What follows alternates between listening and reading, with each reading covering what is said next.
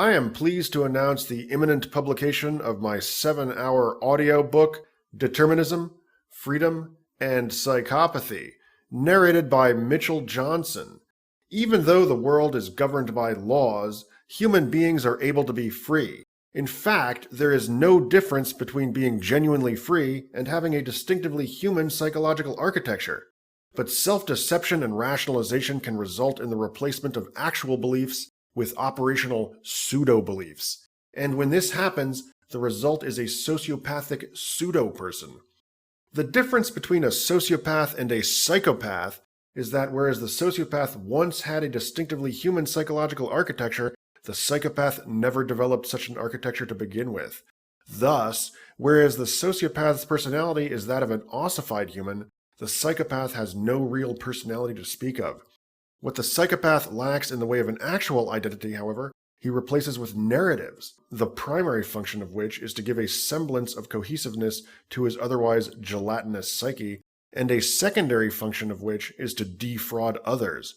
But the psychopath's tendency to defraud others is merely a way of providing external reinforcement for his flimsy, narrative-based faux identity. Please enjoy the following promotional 25-minute excerpt from the audiobook itself, professionally narrated by Mitchell K. Johnson, and available for purchase at audible.com. 18.6.1 Wittgenstein. Einhorn was a big Wittgenstein fan. This was no accident. Wittgenstein was a psychopath. A below-average student in both high school and college, he received a Ph.D. from Cambridge without taking any of the standard entrance exams, without taking a single class, and without writing so much as a single paper, apart from the TLP. He submitted the TLP as his dissertation, and on that basis was awarded a doctorate in philosophy. Wittgenstein supposedly labored over the TLP. If this is true, his efforts were to no avail. The end result was an absolute failure. It's maximally obscure, except when what it's saying isn't trivial or obviously false. No effort is made to clarify the obscure statements or to substantiate them. Each sentence is labored and artificial and fails to flow into the next one. Also, Wittgenstein doesn't say how one sentence or one section relates to the next. Instead, he uses an elaborate numbering system that is meant to identify the logical interrelations holding among the various statements composing the TLP. But the numbering system, though giving the TLP a much-needed appearance of rigor and coherence, only adds to the obscurity.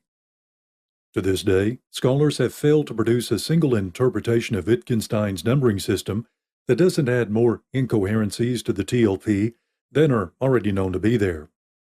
But Bertrand Russell, the world's most distinguished philosopher at the time, and still considered by many, myself included, to be the greatest philosopher of the last 150 years or so, gave the TLP his seal of approval. He later deeply regretted doing so. And voila!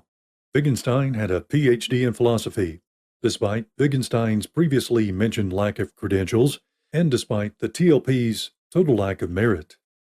The Tractatus contains no argumentation. It consists of assertions that, on the rare occasions when they're intelligible, are very obviously false. Consider his thesis that all meaningful statements are verifiable.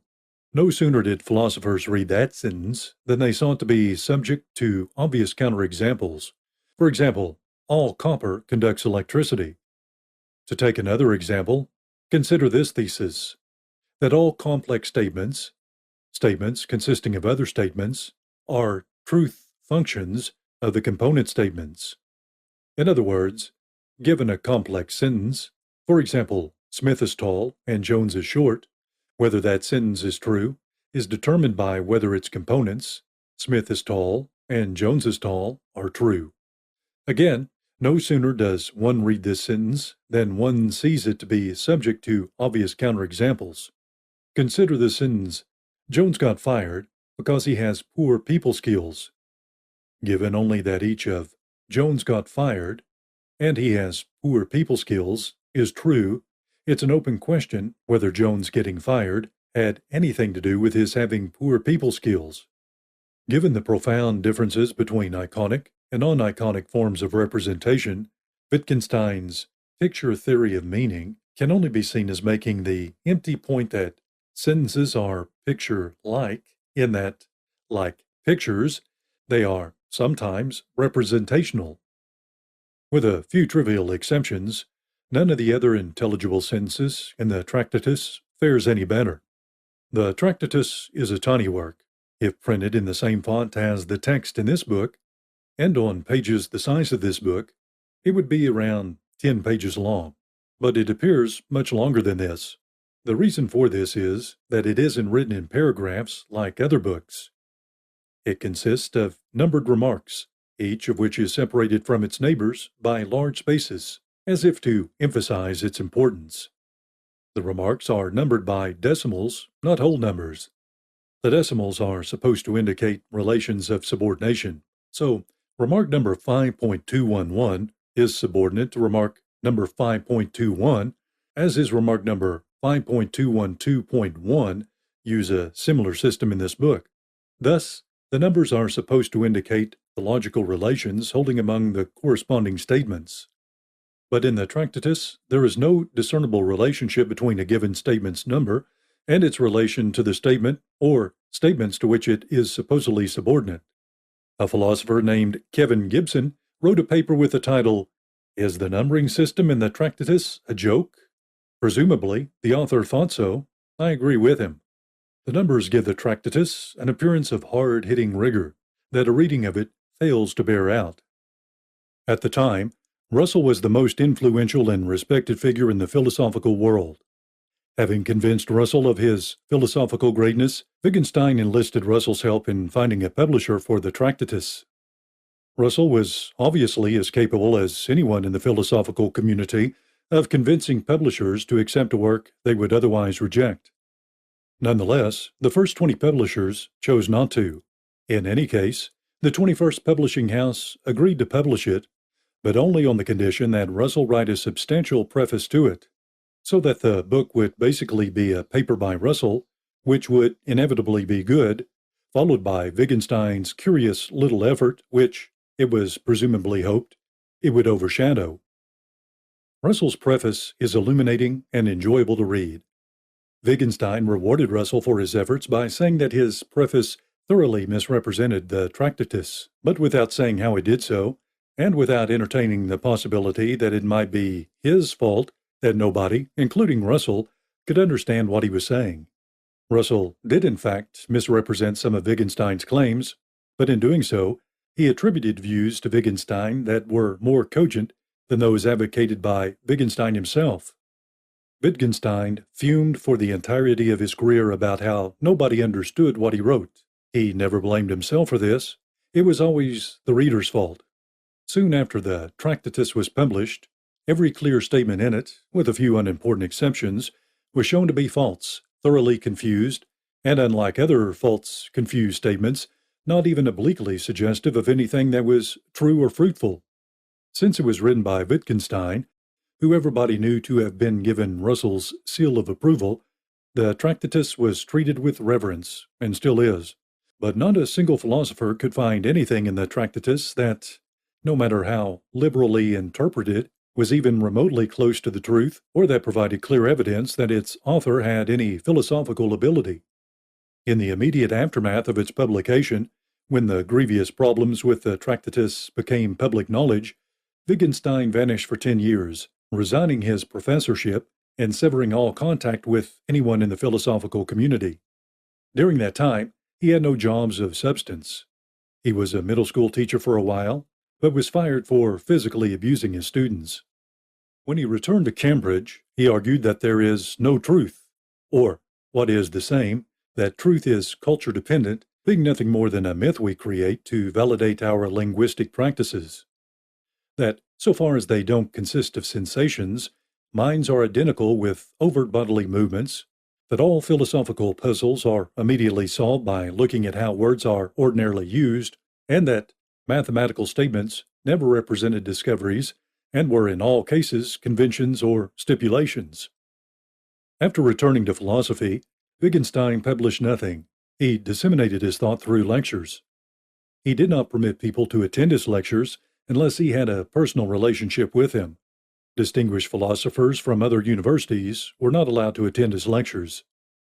He thus ensured that the Tractatus would be the last work of his that, during his lifetime, was made available to anyone over whom he didn't have personal power. Most of his lectures were transcribed. The ones that his followers judged to be the more presentable ones have been published. Once somebody who desperately wanted to see merit in Wittgenstein's work, I have read them carefully. They consist of scattered remarks. The remarks are in most cases devoid of any discernible meaning. They are seldom clarified or substantiated.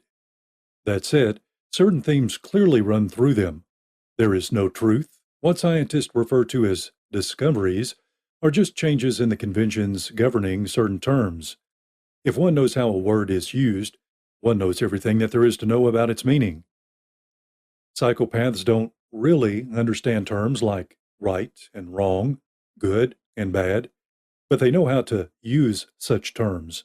In saying that once one knows how a word is used, one ipso facto knows everything there is to know about its meaning. Wittgenstein was, I suspect, trying to convince himself that, falsely, that he did grasp the meanings of moral terms, given that he knew how they were used, at least relative to a conception of word usage, such as the one that Wittgenstein advocated, that takes into account public behaviors, but not their psychological underpinnings. What all of these elements have in common is that, if they're right, everybody who has ever sought truth was on a fool's errand. The nihilistic currents that run through the various remarks composing his lectures give them a superficial unity. But ultimately, those lectures are heaps of disjoint comments, which, unlike the two-liners produced by other thinkers, are uninformative and painful to read. But those who listened to those very lectures were mesmerized by Wittgenstein's charisma. Among those was Norman Malcolm, who, following Wittgenstein, claimed that people don't actually have dreams, our misguided belief to the contrary being a product of our mistakenly thinking that the words that people utter when discussing their non-existent dreams are anything more than empty noises. It is suggestive that, setting aside self-described Wittgensteinians, those who read his lectures have a negative reaction to them, if they have any reaction at all, whereas those who saw him talk reacted very favorably. It's also suggestive how carefully Wittgenstein vetted those who wished to attend his talks. One point that Wittgenstein did make clearly is that there is no psychological component to linguistic behavior. He said that thought consists in manipulations of symbols. He also said that linguistic symbols are inherently public. In his view, it isn't by virtue of any mental state of yours that, when you say, "snow is white," you mean what you are saying, whereas when a parrot says it, it doesn't mean anything. Although he wrote in a sufficiently loose and obscure manner that always allowed him the option to back away from what he seemed to have said, he made remarks that either mean nothing or mean that beliefs, values, and other enduring psychological structures are identical with the overt behaviors of which, so it is generally presumed, they are but the effects. And he made remarks that strongly suggest that he didn't believe there to be such a thing as consciousness. His ridiculous view that thought is an inherently social, as opposed to individual, phenomenon is an artifact of these clearly erroneous assumptions. Wittgenstein's false identification of the mind with bodily behavior, plus consciousness, makes it pointless to examine oneself. It is thus an attractive view for somebody who doesn't want to examine himself. Wittgenstein said there are no mysteries. It was unclear whether he was referring to the mind or to philosophy. He seems to have been referring to both. If he were right about this, then one would have carte blanche to believe one's own rationalizations. When he first met him, Russell described Wittgenstein as the purest example of genius that I know. In so describing Wittgenstein, Russell was describing the latter's mannerisms, not his thought. When substantiating this characterization of Wittgenstein, he cites the fact that Wittgenstein would alternate between long silences, during which he appeared engrossed in thought, and sudden bursts of speech, which, though obscure, were accompanied by energetic, almost aggressive gestures that made it clear that, think what one may of them, those outbursts contained true insights. Russell had put forth an argument in which it was assumed for argument's sake there wasn't a rhinoceros in the room they were in. Wittgenstein's only response to his argument: how do you know there isn't a rhinoceros in the room? As any philosophy professor knows, this is a perfect instance of the knee-jerk skepticism on which people with no talent for this discipline fall back when they don't know how else to engage what they're being told. After knowing Wittgenstein for a month or so, Russell wrote that Wittgenstein had nothing of substance to say and that conversations with him were a waste of time. When Wittgenstein met Russell, Wittgenstein's father was the wealthiest man in Europe. After inheriting much of his father's wealth, Wittgenstein himself was the wealthiest man in Europe. Why mention this?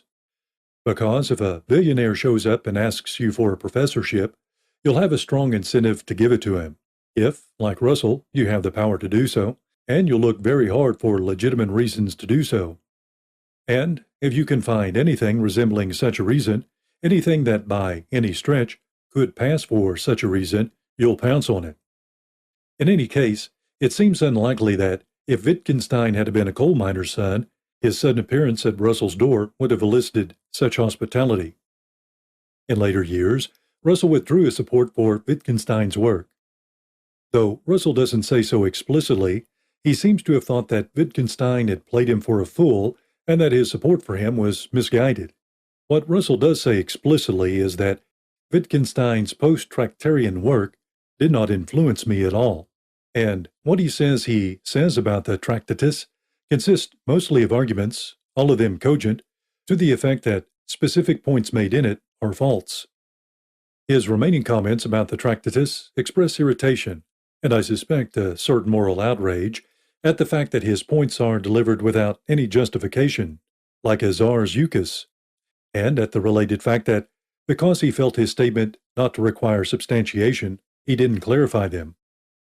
Wittgenstein's writing is obscure in the extreme. When people put forth interpretations of his work, Wittgenstein always said that they were wrong, but never said exactly how they were wrong. There was one exception to this. Wittgenstein claimed that Frank Ramsey, a distinguished philosopher and logician who died at age 26, had correctly interpreted the Tractatus. I strongly believe that Wittgenstein saying this was a strategic move. At the time, Ramsey was regarded as a luminary by both philosophers and economists. He is still so regarded. By saying that Frank Ramsey understood the TLP, he was saying that his work wasn't meaningless. It only appeared that way to people who, unlike Ramsey and himself, were too stupid to understand it. Also, given how respected Ramsey was, had Wittgenstein claimed that Ramsey didn't understand what he was saying, he would have aroused immediate suspicion, and the ensuing reappraisal of his work would have put a swift end to his career. People in Wittgenstein's inner circle didn't question the master or ask him to clarify what he was saying. Contemporary Wittgensteinians become very uneasy around people who ask for clarification. I've noticed that every competent student that I've had was left cold by Wittgenstein's work. I've also noticed that when asked to discuss anything that was written clearly, these students of mine reacted with blank incomprehension, followed by acute embarrassment. Wittgenstein never completed anything. The Tractatus is not in any significant sense a complete work. It's not really a work at all. It consists of loosely connected remarks on which Wittgenstein's bogus numbering system imposes an appearance of unity. Taken individual, those remarks, when intelligible, are false or trite. The only authors whose work he engages are those whom he personally knew, and he engages their work only in a cursory fashion. In his writings, Wittgenstein repeatedly exhorts his readers not to do philosophy. He explicitly says that his works should be the last philosophical works ever written. He discouraged would-be philosophers from going into philosophy. Wittgenstein admitted that he rarely read the work of other philosophers. In his own writing, he never develops ideas, at least not in a clear or systematic fashion. It is left to the reader to do Wittgenstein's work for him, to interpret Wittgenstein's unintelligible remarks in such a way they express defensible contentions and, at that point, to provide arguments for those contentions. Wittgenstein projected an air of unremitting integrity, As one author, not a personal acquaintance of his, put it, but it isn't clear wherein his integrity lay. His work consists of unsubstantiated statements to the effect that nothing means anything. He was physically abusive to his students, and on one occasion to Karl Popper, a very capable contemporary philosopher with whom he was having a conversation in which Popper identified fallacies in what Wittgenstein was saying. Although he technically did hold a professorship at Cambridge, he had no clearly defined responsibilities. The philosophers who matriculated under him continued to toe his line after his death, leading in some cases to positively ludicrous assertions becoming orthodoxies. For example, Gilbert Ryle's insistence that other people are better than oneself at knowing what one is consciously thinking. It is often said that Wittgenstein was a genius, but those who say this never cite any actual instance of his genius, and although some people of great intelligence, for example Michael Demet, have said it, they're saying it almost always followed by an argument, usually a cogent one, as to why Wittgenstein's views are false. Wittgenstein's professional success was based entirely on the air of mystique that he cultivated. His post-tractarian work consisted entirely in his blocking off fruitful avenues of inquiry. He insisted, in fact, that any attempt to solve any philosophical problem was ipso facto misguided. In the work in which he made that claim, he said, without ever saying what he meant, that everything is as it appears, and there are no mysteries. He also says, without clarifying what he means, that the purpose of philosophy is to show the fly the way out of the bottle. One can see how one could see great depth in such statements, but one could also see how one could project depths into those statements they don't have. In fact, there is little, if anything, in Wittgenstein's work that, when interpreted literally as opposed to projectively, has any meaning at all. Wittgenstein's native language was German, not English. He never became fluent and always spoke with a heavy accent. This, I suspect, was much of the reason he wasn't seen for what he was. It immediately disposed people not to take what he was saying at face value, to assume that his obscure utterances bore hidden meanings, and, consequently, to project meanings into words that weren't there. Wittgenstein spoke little English when he first met Russell, but even though Russell spoke fluent German, Wittgenstein insisted on speaking English. This is because Wittgenstein knew that, had he spoken in German, Russell would have seen that his failure to say anything meaningful was a result not of his being unable to articulate his thoughts, but of his not having any. Also, because at the time Wittgenstein's English was so poor, and because, as a result, he wasn't saying anything meaningful, Wittgenstein's words were, I more than suspect, like a blank canvas onto which Russell liberally projected his own insights. This being why, despite initially believing Wittgenstein to be an imbecile and phony, he came to see great depths in Wittgenstein's broken sentences. During his lectures, Wittgenstein would pause for unusually long periods of time. During these pauses, his face and bodily movements projected deep pensiveness, along with an almost maniacally intense level of concentration. To a large extent, I suspect, these silences were Wittgenstein's way of avoiding having to say anything and, therewith, of allowing his audience members to project into his fragmentary speech the very insights that he was unable to come up with himself. But so far as they weren't just bogus theatrics, his long pauses and looks of consternation were, I would conjecture, expressions of the fact that he had to struggle to put his thoughts into English. Wittgenstein's work was hollow. He refused to clarify anything that he said. He refused to concede that anyone understood anything that he said.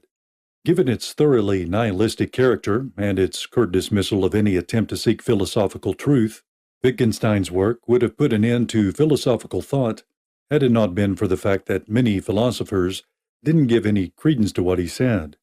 He failed to complete anything of substance. He earned degrees and titles without going through anything resembling the process that others had to go through to earn similar accolades.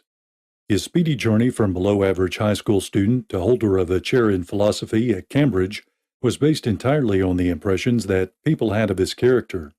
More likely, it was based on one person's impression of his character. The academic world being what it is, once Bertrand Russell threw his weight behind Wittgenstein, everyone fell in line. These are all textbook signs of psychopathy. Wittgenstein unremittingly attempted to discourage anyone, apart from a select few, from entering into the discipline of philosophy. The few intelligible remarks that he made were glib and platitudinous.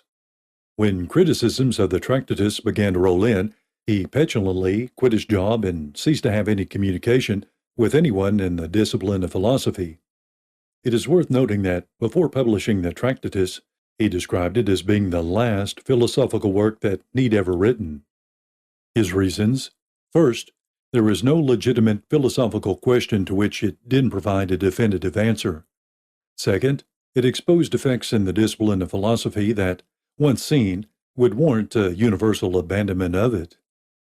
In his post-tractarian work, he repeatedly said that no work in philosophy should be done after his death. He used personal relationships as a surrogate for work. Given all of this, I conclude that Wittgenstein was a psychopath. Wittgenstein gave away his large fortune. This may seem inconsistent with the contention that Wittgenstein was a psychopath. It is not. He did this to consolidate his false veneer of legitimacy. How could such a bad person do such a good thing? Answer: to give credibility to his false veneer of legitimacy. What drives the psychopath isn't a desire for money. It's a desire to construct an identity to take the place of the one that he doesn't have. Wittgenstein's famous final words were, "Tell them I had a good life." He did not have a good life. His life was a lie. Like his acts of charity, those words were meant to make a corrupt and bogus life seem real and thus worthy of emulation. Why would somebody who actually had a good life say that on his deathbed? What I personally find striking about Wittgenstein is that, although he wrote in what were clearly meant to be punchy two-liners, nothing he wrote goes over well if quoted. Abraham Lincoln had several brilliant two-lines. So did Yogi Berra. La Rochefoucauld had dozens. Wittgenstein had not a single one, and not for a lack of trying.